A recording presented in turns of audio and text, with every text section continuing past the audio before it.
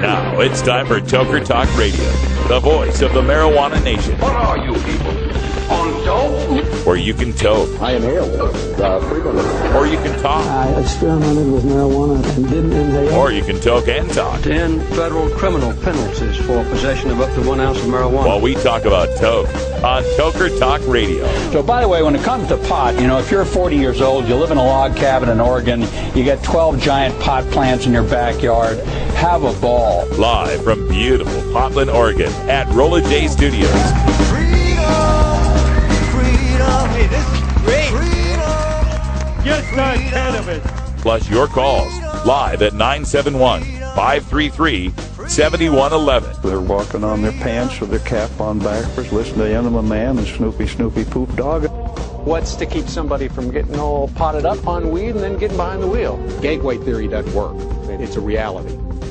Holland, is it real? Don't tease me. We're locking up people that take a couple of puffs of marijuana, and the next thing you know, they got 10 years. And now, here's your host, the guru of ganja graphics, the sultan of sativa statistics, and the worst nightmare of a reefer-mad prohibitionist. A polite, perspicacious, productive pothead with a propensity for PowerPoint. Radical Russ Belville. Hey, everybody. Welcome to the show. Time for Toker Talk Radio, where you are the voice of the marijuana nation. And for today, we're going to do our show in Texas. I'll put Texas in the background there. Well, it's not really behaving the way I prefer. There we go. But yeah, we're going to do the show in Texas today because my call-in guest was supposed to be on, and she's from Texas. So I made this wonderful Texas landscape background for the webcam, see? Got the old homesteader home and all that kind of stuff, although it's kind of blinking us out, so to hell with it. But anyway, my apologies for not having our guest on in that first hour. It's tough, though. Sometimes we book these things a ways in advance, and then people will forget about the call coming in. So we'll just get it figured out. We'll get it rebooked for another time.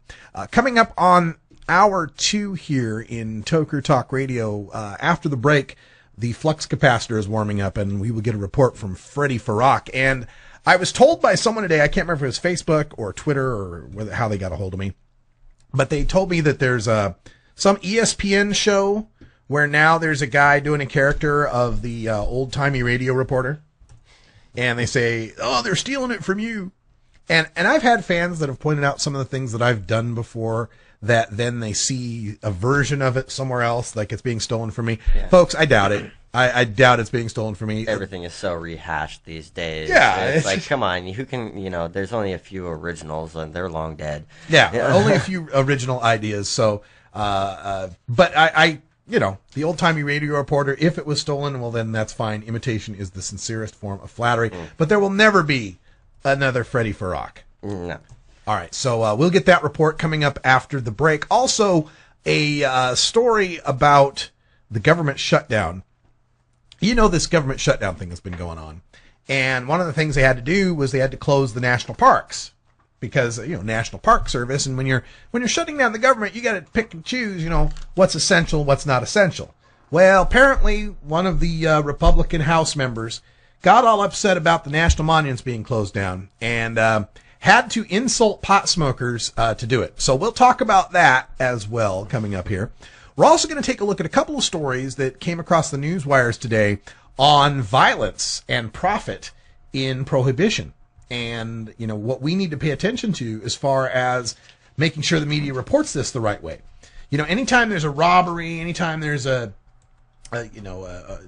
strong arm robbery or burglary, anything having to do with marijuana, anytime there's violence involved in a marijuana issue, the media is going to sensationalize, and we need to make sure that it is pointed the right direction, that it's not the pot that's causing the problem, it's the prohibition that's causing the problem. More and more media outlets are starting to get the picture, and we hope we give you some tips on how to make sure that happens in your hometown.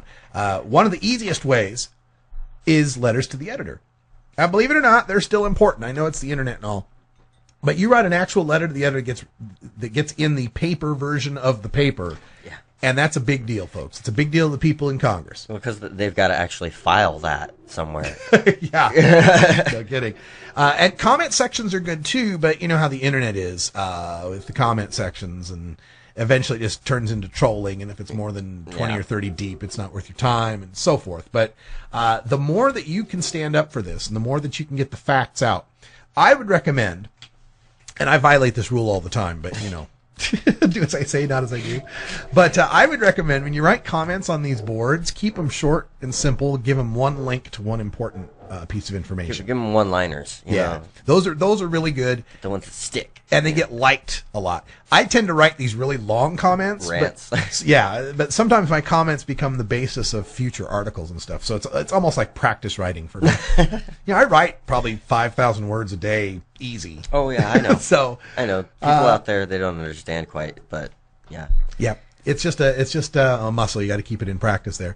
So we'll talk a little bit about that, the violence and profit of prohibition. If we have time, we will also show from the Ed Foreman show video of our friend Snap, who was part of, and we did not know this at the time, but all three of the women who did not know each other from the audience of the Ed Foreman show that got up to do his little game show that he did, his little game show skit, all three of them from Georgia. Wow. 3 people from Georgia who did not know each other, all in one Portland bar for one Portland talk show at one time. It was pretty wild. That's Portland. So we will check that out toward the end of the show, and I hope you enjoy it. We had a lot of fun doing it. And big thanks to Ed Foreman. Also, wanted to give a shout out to Madeline Martinez and the world-famous Cannabis Cafe, because coming up on December 7th, I think it's December 7th, the 12th annual? 13th annual? I don't know what year it is of it, but it's over a decade they've been doing this. The Oregon Medical Cannabis Awards. I still have an OMCA t-shirt from 2005. Yeah. Hemp t-shirt that's in perfect condition. Oregon Medical Cannabis Awards coming up on December 7th, first Saturday in December. Be held at the cafe. 28 of the best strains of medical cannabis will be judged. They're also adding a concentrates category, I believe. And of all the various competitions that I have We'll be right back after these messages from our 420 friendly sponsors. Support these advertisers because their ad money goes straight to the Russ Belville Show. Talk more about that later.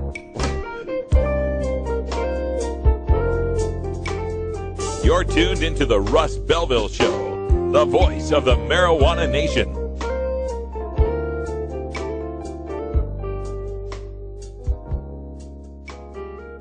I'm Radical Russ Belville, and I want to thank you for listening to 420 Radio. We couldn't survive without you and our sponsors, and I'd like you to check out one of our prime sponsors, the National Cannabis Coalition. I've been working with NCC since June of 2012, and I'm proud to be part of the team they have assembled. National Cannabis Coalition is building the partnerships with reformers, lawmakers, and industry we need to be successful. Visit the National Cannabis Coalition website at nationalcannabiscoalition.com or the easier-to-remember ncc420.com. That's where you'll get the exclusive first look at my radical rants, as well as informative articles from the nation's top cannabis pundits. Visit ncc420.com today, and if you have your phone handy, text Russ to 420-420 to support NCC and 420 Radio. It's a free text message that helps us help you end adult marijuana prohibition. Learn more at ncc420.com, and thanks for supporting independent marijuana legalization public radio. The law offices of Omar Figueroa would like to remind you to stand up for your rights. Please do not give up your precious liberties. There's nothing wrong with standing up for our constitutional rights, and in fact, it's the only way to honor the Constitution that recognizes our natural rights. Treat law enforcement with respect, and respect the Constitution by standing up for your rights. If you are detained or arrested, stand up for your rights by repeating, I respectfully invoke all my legal and constitutional rights. I do not consent to any search and seizure. I want to remain silent, and I want to speak to my attorney, Omar Figueroa. Omar Figueroa has more than a decade of experience in federal and California courts and graduated from Yale University, Stanford Law School, and Trial Lawyers College. Please contact the law offices of Omar Figueroa at 415-489-0420 or 707-829-0215 or on the web at www.omarfigueroa.com.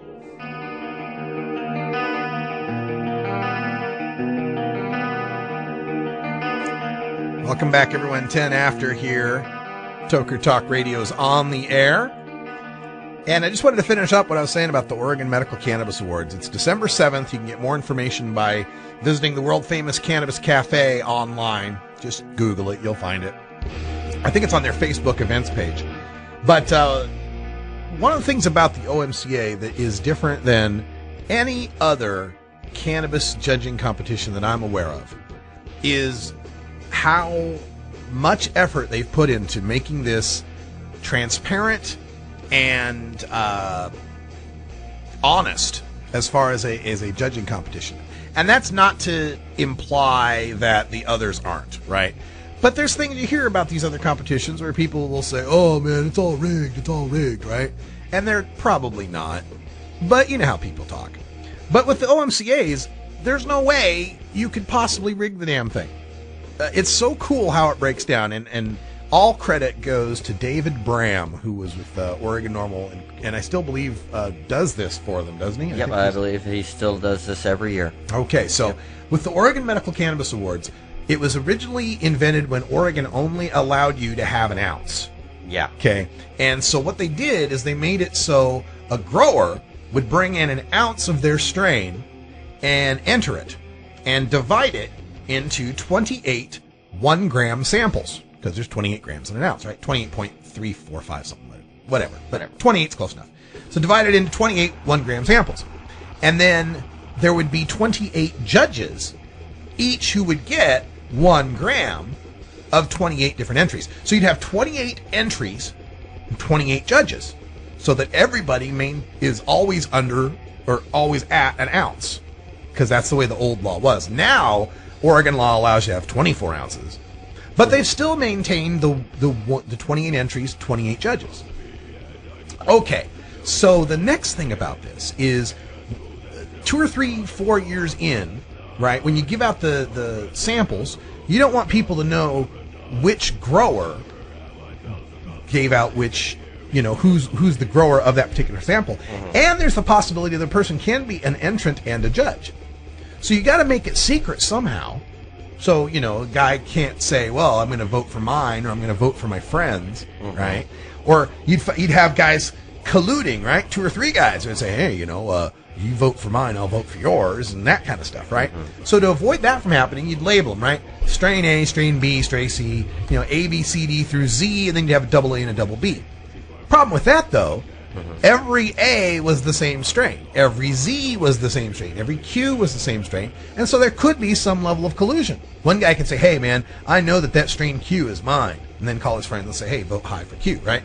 So Dave Bram, who's this, you know, technical genius on this thing, puts together a system where all 28 strains and all 28 judges are randomized, okay?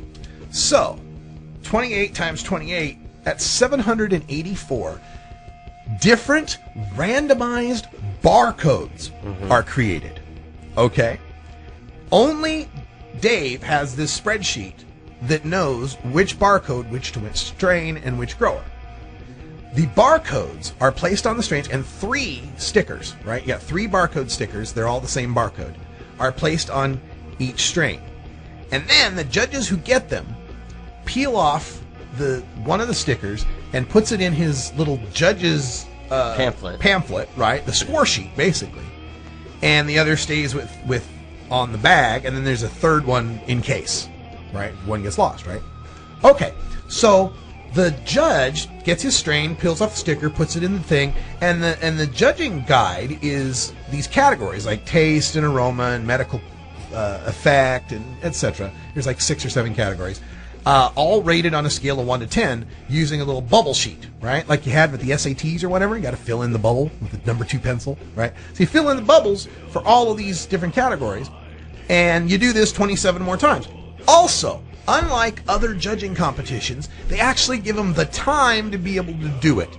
You get the samples a month before, and you're told to do 1 sample per day, always using the same method. If you're vaping, always vape.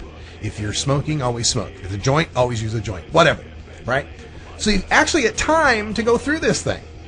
And they put them in with little bubbles, right? You know, fill them in. They got their little barcodes in there, right?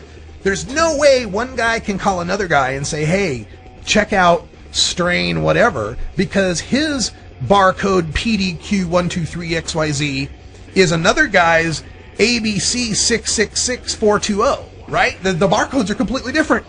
And it's a barcode, for God's sake, right? Yeah. And then at the end, when they have the awards that are taking place on December 7th, right there in the event, Dave sits there with a scanner, bloop, bloop, bloop, scanning in all these barcodes and all these bubble sheets, and you get the live results right there for every category and overall on a big 20-foot screen with live bar graphs going up. You got to check it out. Check out World Famous Cannabis Cafe online on Facebook for more information. It's an amazing event.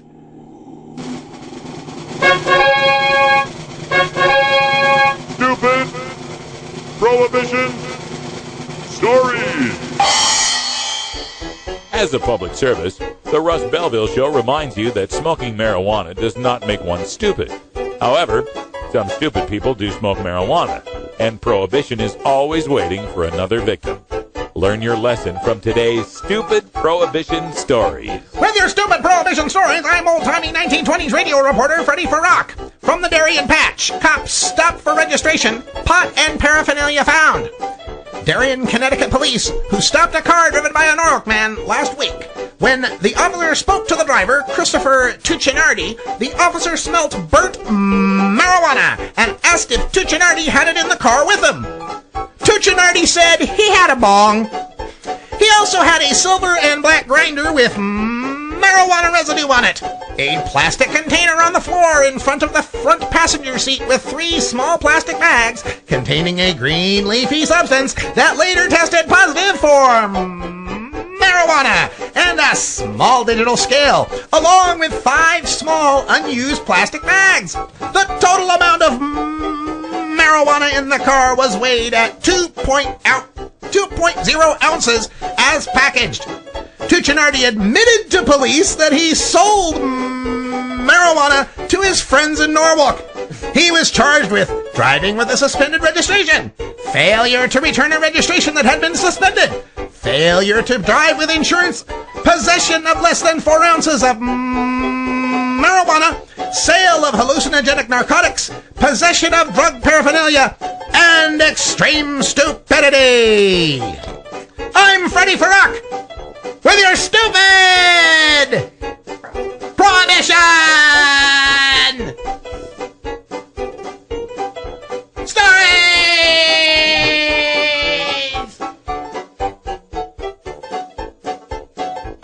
Jeez, I think there's something up with Freddie, man.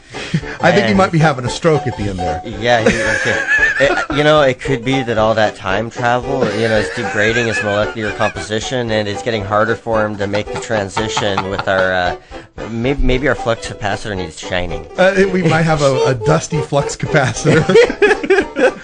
Freddie's in some bad shape, man. Oh, the nerd level just rose. Okay, so we got to make it a teachable moment. Okay, well, first the leave the scale at home? Well, let's start there. No, because they might change their mind on how much they want when they get there. Oh, no change in the mind, man. Yeah, 2 ounces on them, 5 empty bags, 3 full bags, a grinder, and a bong. Well, he has to have a bong in case they want to try it. You gotta have the road bong. It's only natural. Suspended registration at that. Yeah, that he failed to return. Okay, but the basic teachable moment. Okay. Shut the fuck up. Shut the fuck up. By the way, do you have marijuana in your car? We're gonna get a hell fucking no. We're gonna get a recording, by the way. The Ed Foreman band, the band. Yeah. They do a great song called "Shut the Fuck Up." Nice. It's a slow jam song. Shut the fuck up. It's beautiful. They use it whenever they get a heckler. And they just start going into the groove. Shut the fuck up. We're trying to do a show. Basically, yeah. Shut the fuck up. Come on. Hey, it's a wonderful thing. I've done that song before. Oh, man. We'll get them the rotation. band on the show here. Believe me, that's going to be a good time. That will be a good time.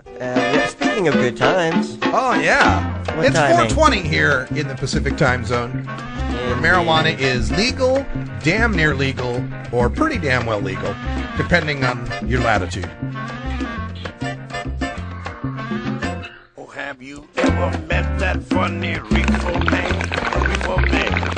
Have you ever met that funny reefer man? Reefer man. If he said he smelled from China, he would sell you South Carolina. Then you know you're talking to that reefer man.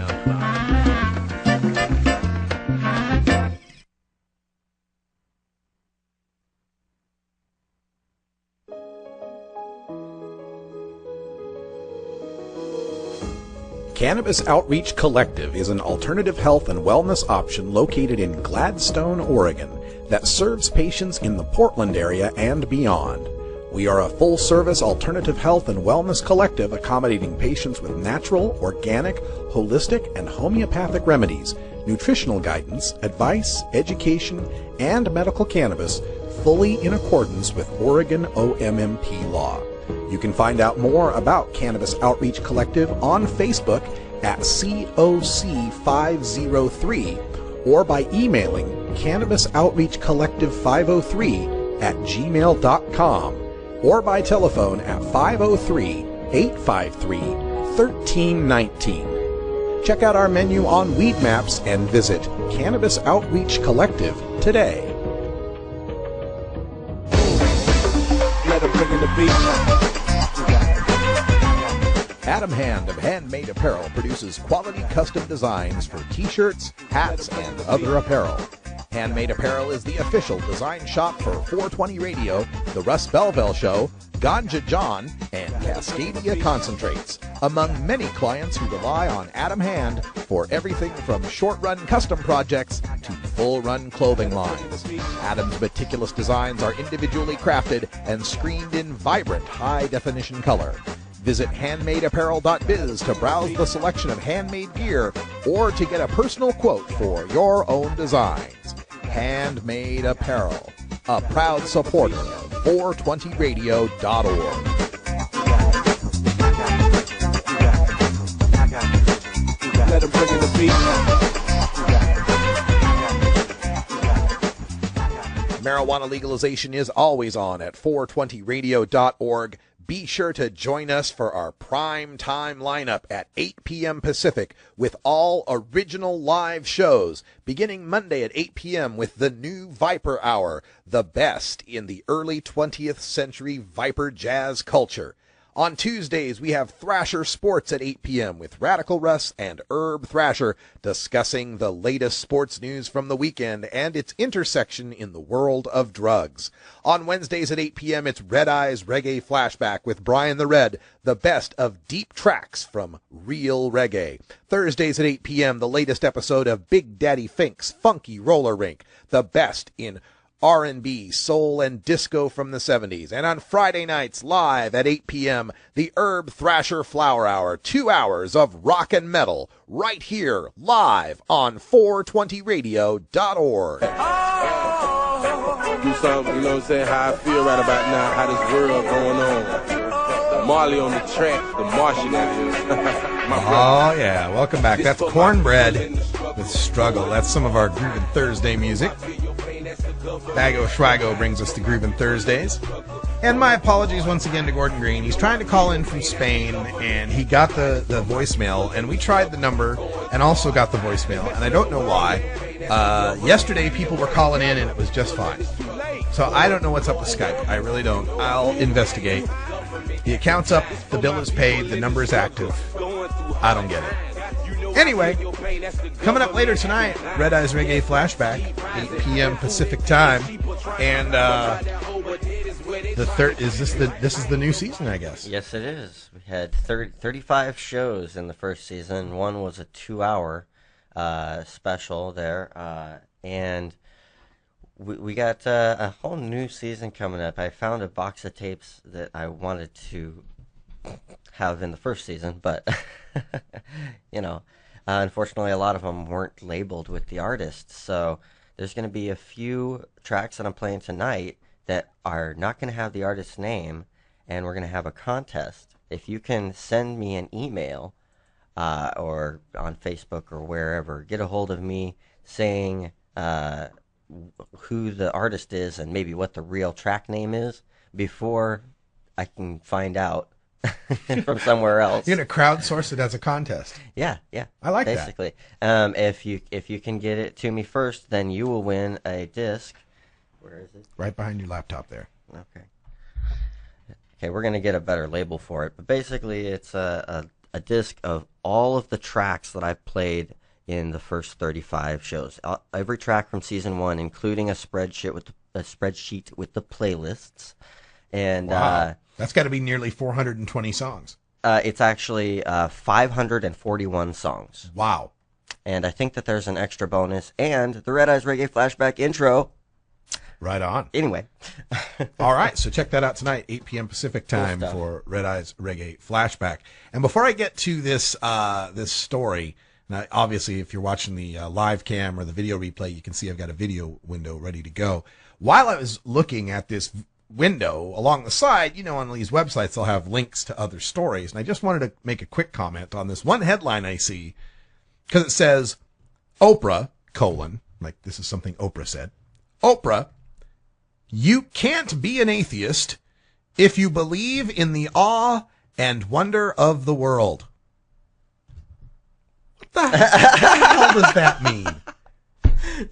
That's if you believe in the awe and wonder of the world. Look, lady.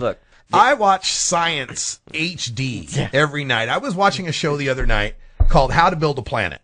And just the CGI alone was pretty damn cool. But it talked about, basically the collection of the 4 basic materials of the earth, magnesium, oxygen, iron, and carbon, put together in silica form as a dust with electrostatic charges causing the particles of dust to gather together in gravel-sized granules, which then had enough mass for gravity to start affecting other gravel-sized modules to link together and form larger and larger chunks until they become asteroids, until they coalesce together into planetoid size, which later would develop plate tectonics, an oxygen-rich atmosphere with oceans of water, various forms of multicellular organisms that then evolved into the millions of plants and animals and everything that we see on this planet, and the erosion and the weather. I am in full awe and wonder of all of that.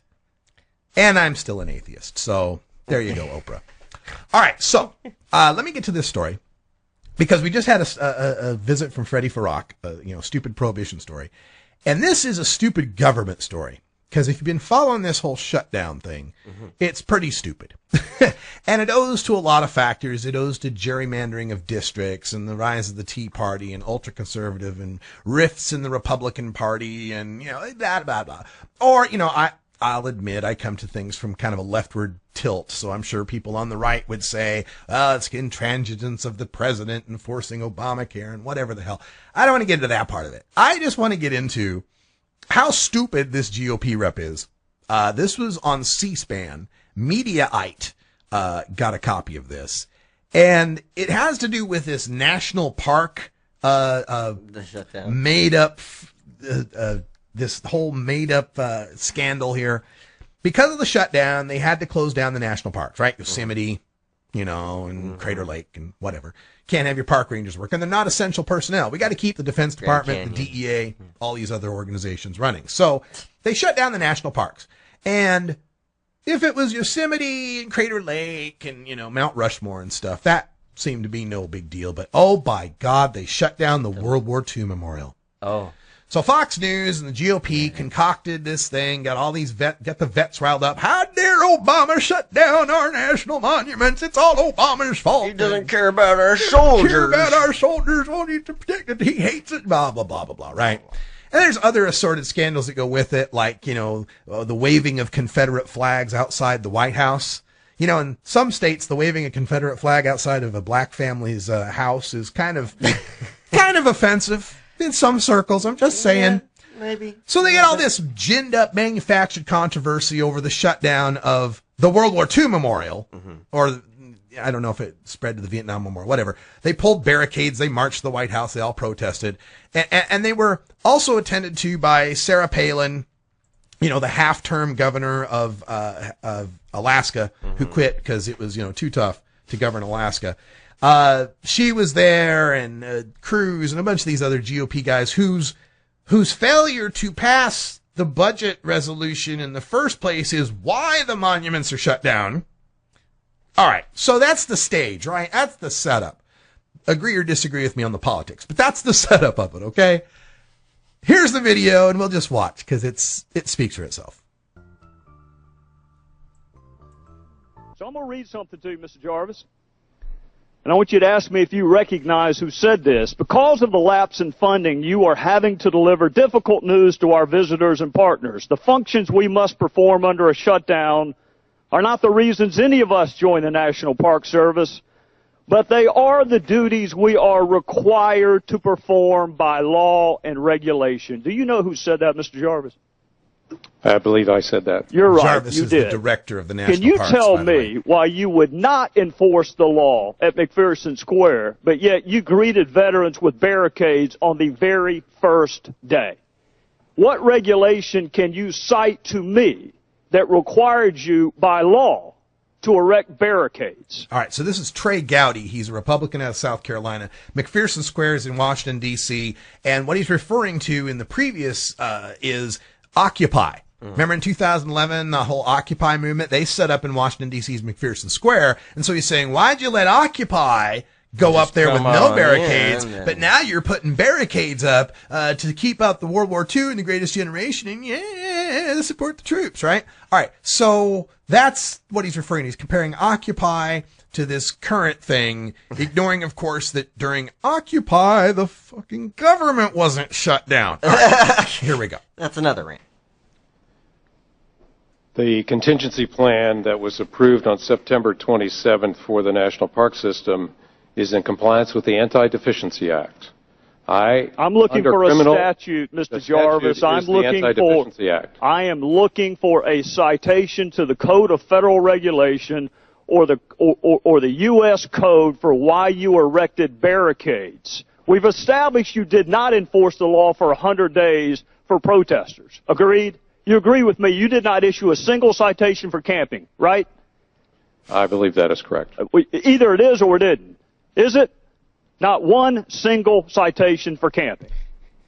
I do not remember exactly. Well, your previous testimony was that you had not issued a single citation for camping despite 100 days of noncompliance.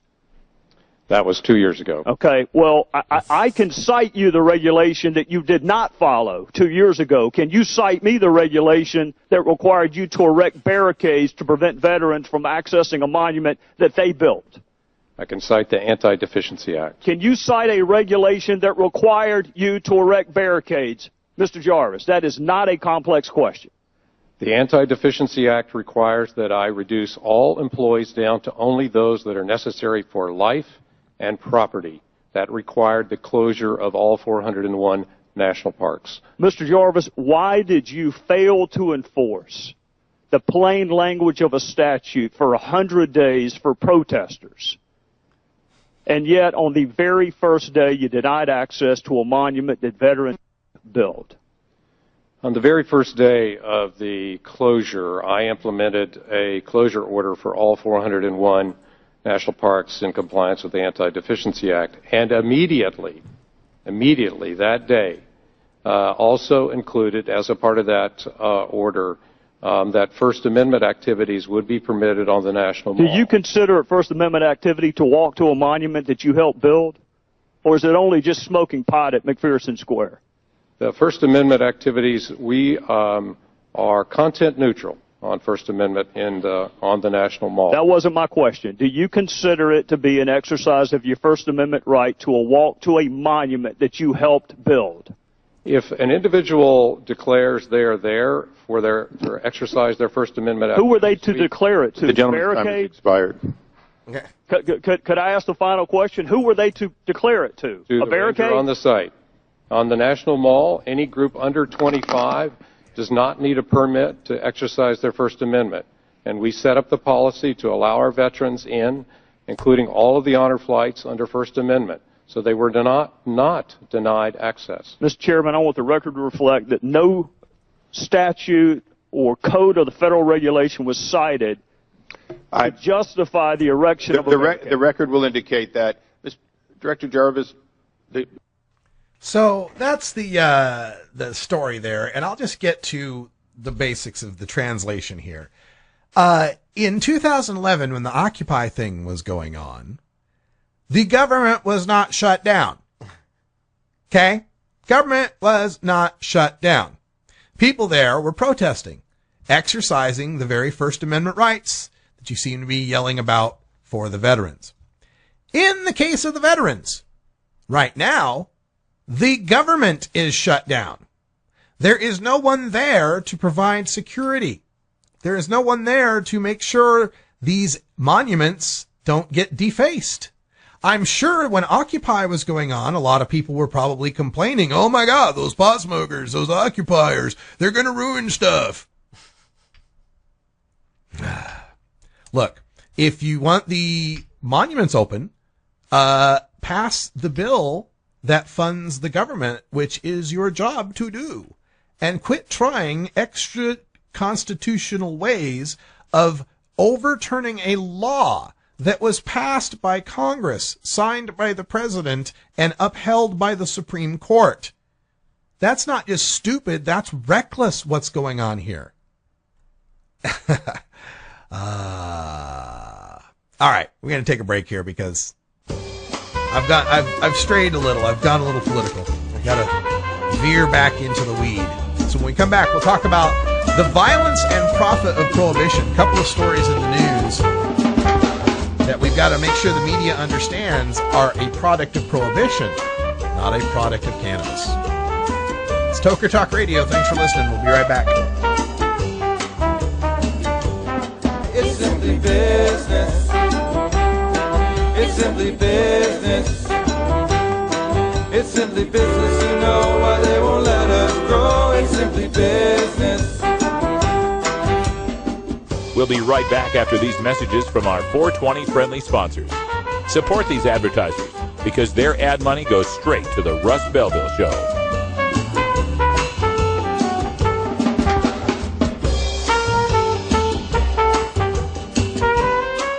You're tuned into the Russ Belville Show, the voice of the marijuana nation. It's simply business. It's simply business. It's simply business. You know why they won't let us grow. It's simply business. It's simply business. You know why they won't let us grow. It's simply business.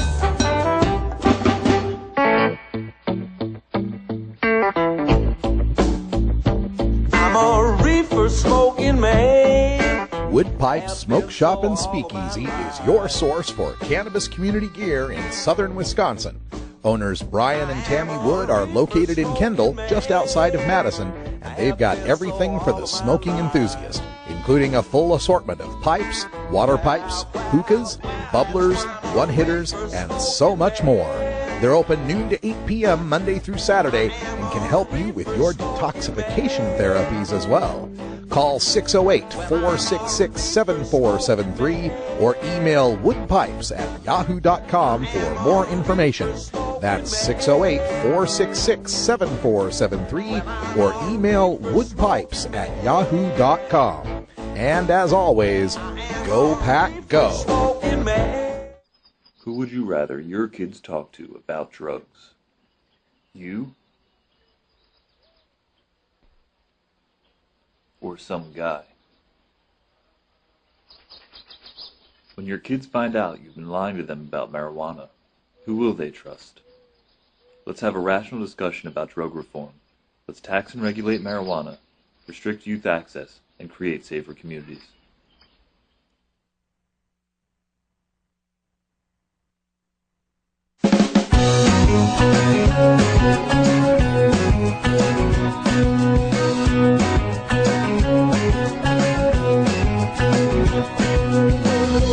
There are 1 million reasons to stay. There are 1 million reasons to go away. There are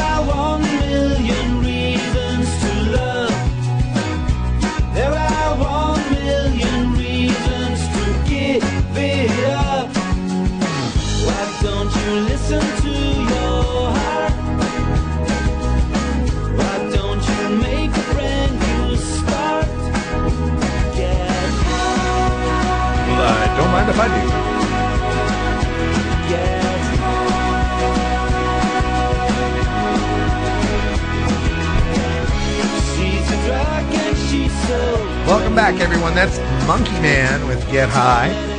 40 after here at Toker Talk Radio. We're going to talk about the violence and profit of prohibition. A couple of stories that came across in the news. I didn't want to put them in the 420 news, but they do deserve some commentary here. This is from Como News, Seattle. This is just outside of Seattle. Shots fired during armed robbery of a pot dispensary.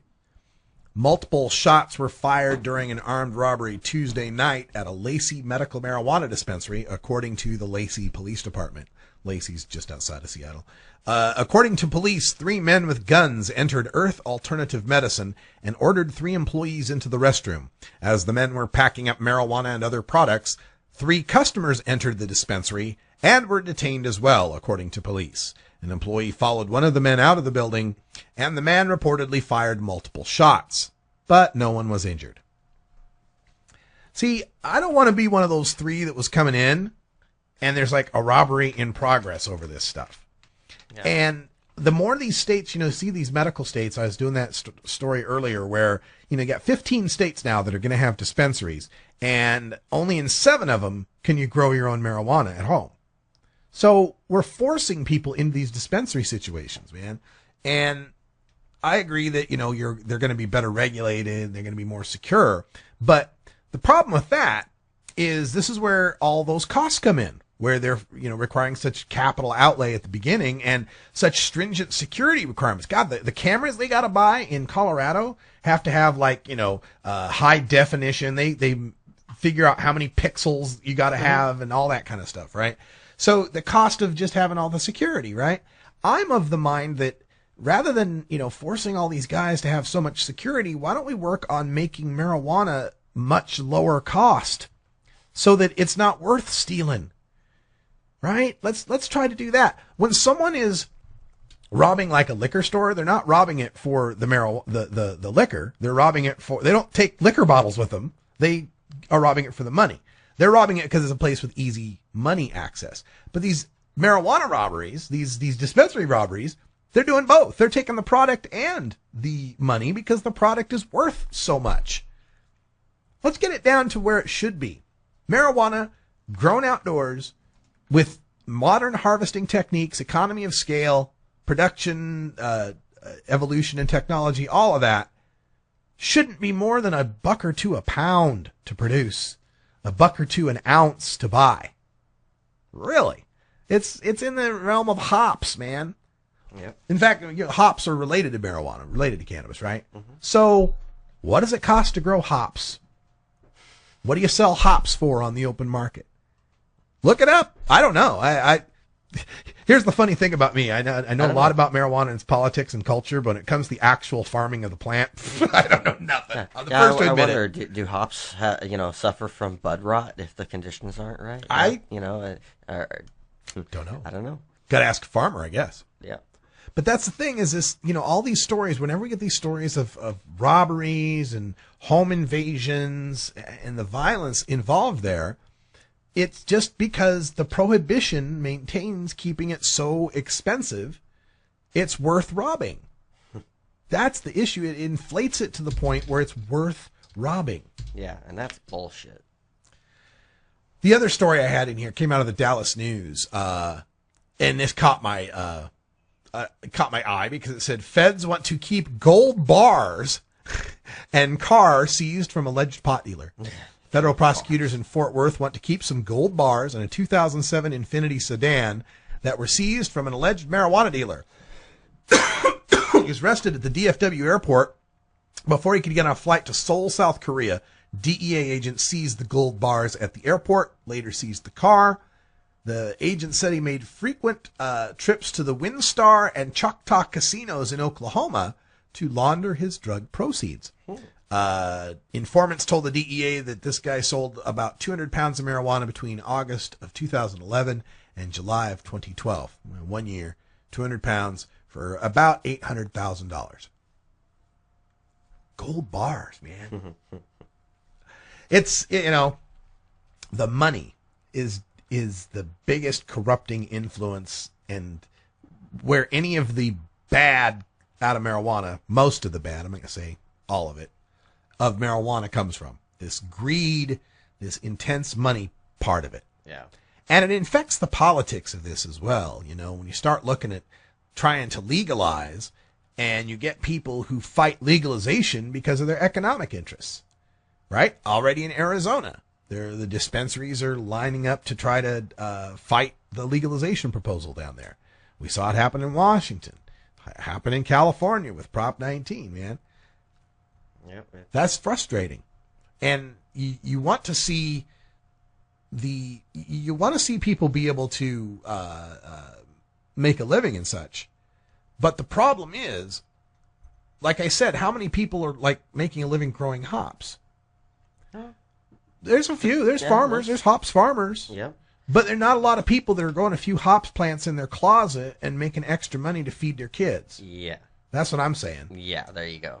So as marijuana becomes more legalized, it's almost like, look, if you're dealing weed on the side, I'm not making a moral judgment of it. In fact, without you, I wouldn't have smoked weed all my life. So thank you for doing it. But if you're growing weed and selling weed on the sly here on the side in the prohibition black market and making any serious money on it, you are a buggy whip manufacturer, right? You were a buggy whip manufacturer in 1910. It's the world is going to change as marijuana becomes legal. That won't be something you can really do and make a whole lot of money on.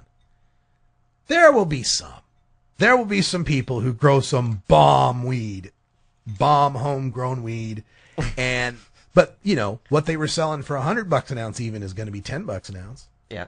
You know. Well, you know, hey, if you've got a piece of land and you're in Oregon and you want a great pot farm, give me a call.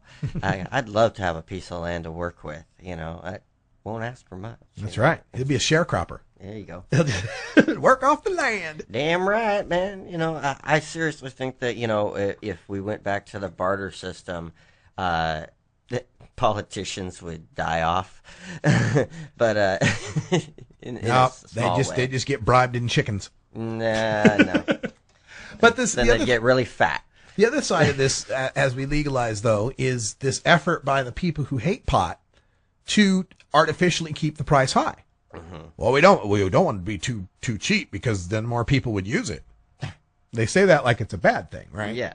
You know, there's plenty of more people that should be using it. Anybody who's taking Ambien to get to sleep ought to be trying pot. Anybody who's popping Tylenol every day for pain ought to be trying pot.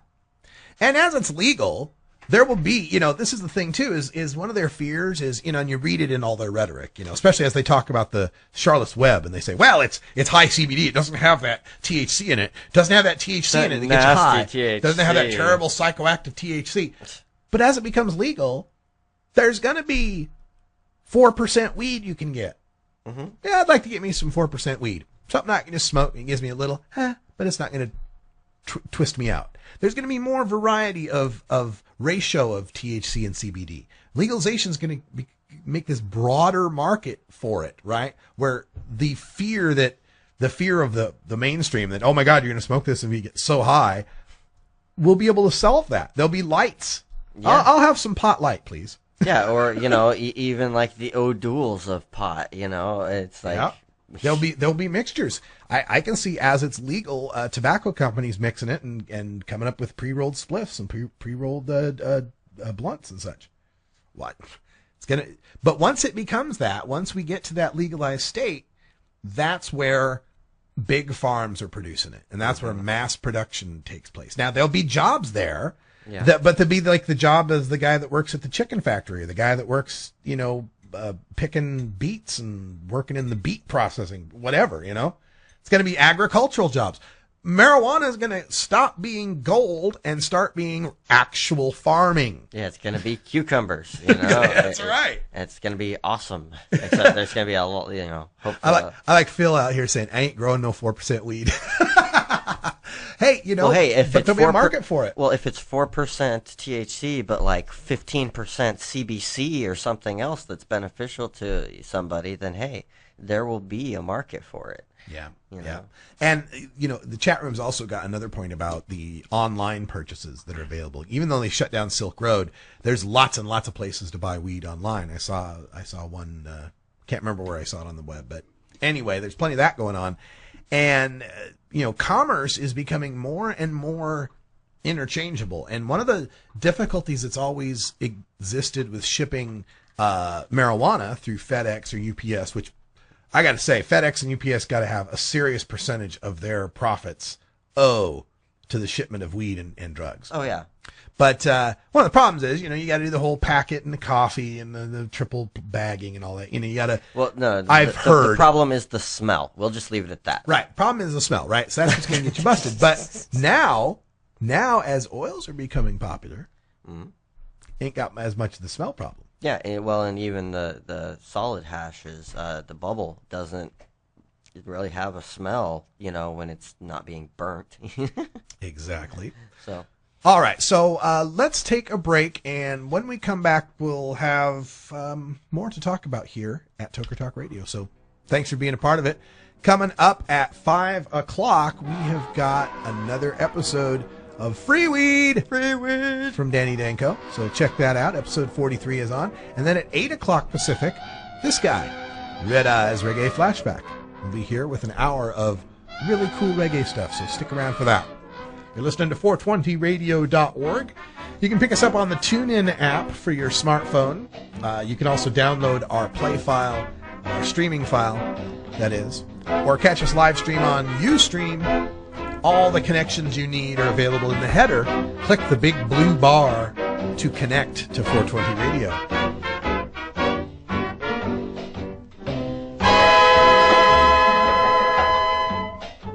The Russ Belville Show is blogging and podcasting daily at radicalruss.com.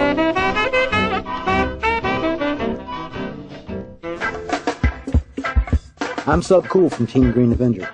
At TGAgenetics.com, we are working on the leading edge of medical strains. Our strains are rigorously tested for THC, CBD, THCV, and other critical cannabinoids. Know your grow. Check out our genetic diversity at TGAgenetics.com, the home of Jelly Bean, Jack the Ripper, Vortex, and other award-winning cannabis strains.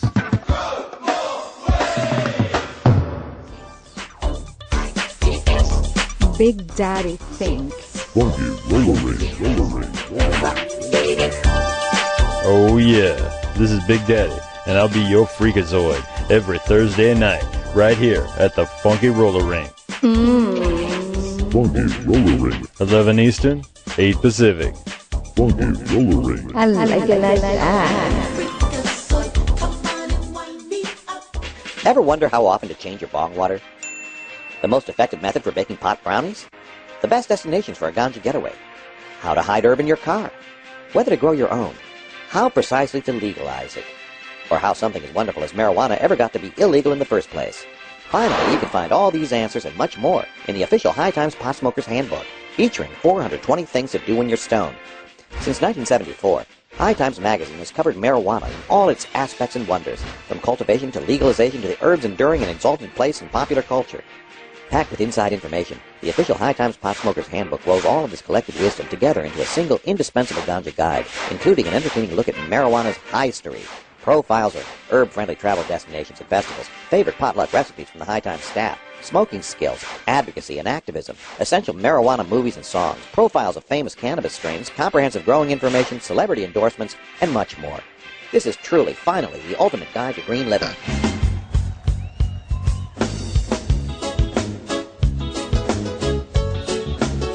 Now that is some Pato Banton. That's some Red Eyes music.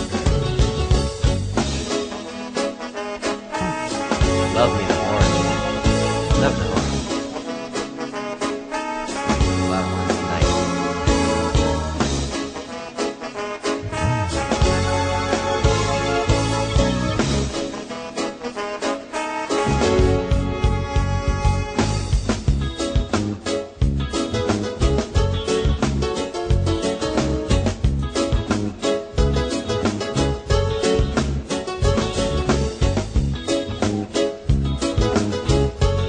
All right, so welcome back. That's, of course, Pato Banton with Sensimilla. And we'll just let that run in the bottom here because I wanted to bring up a story that I brought up in the first hour about this new initiative filed in California.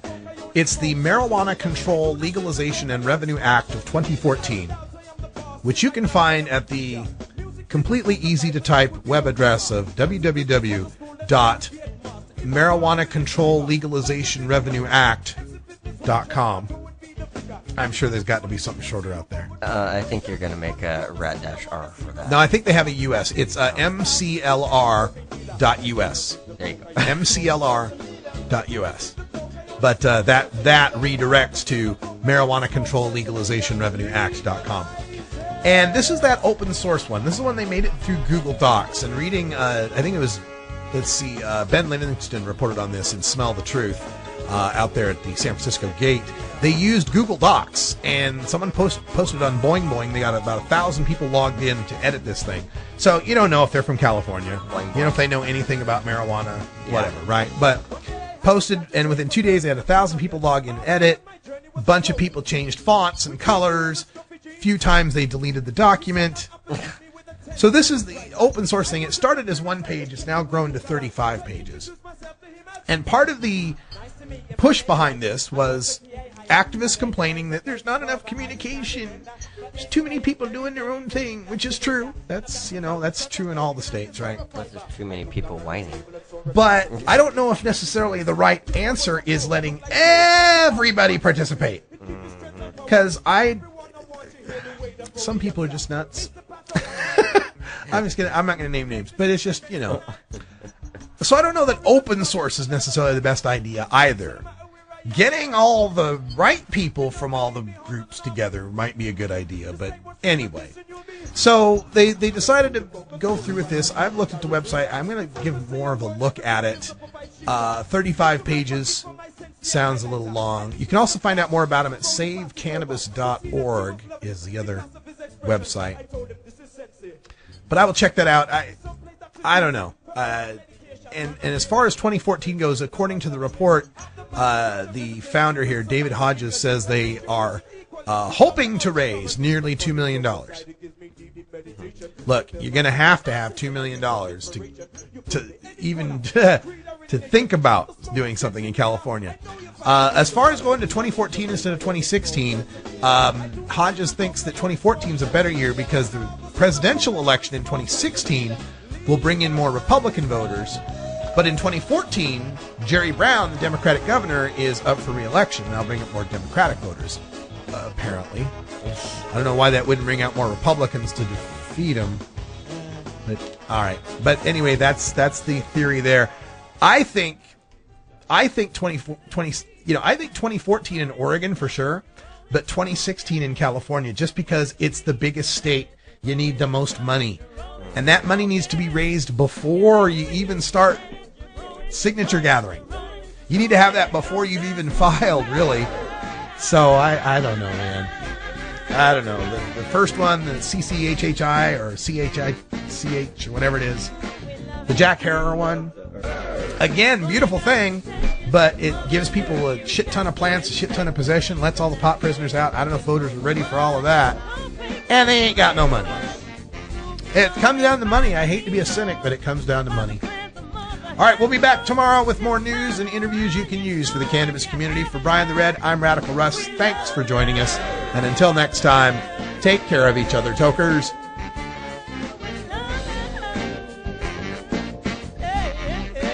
This is the Russ Belville Show. The Russ Belville Show is blogging and podcasting daily at radicalruss.com. You plant it, you grow it, you dry it, you roll it, you smoke it. You take a seed, you plant it, you grow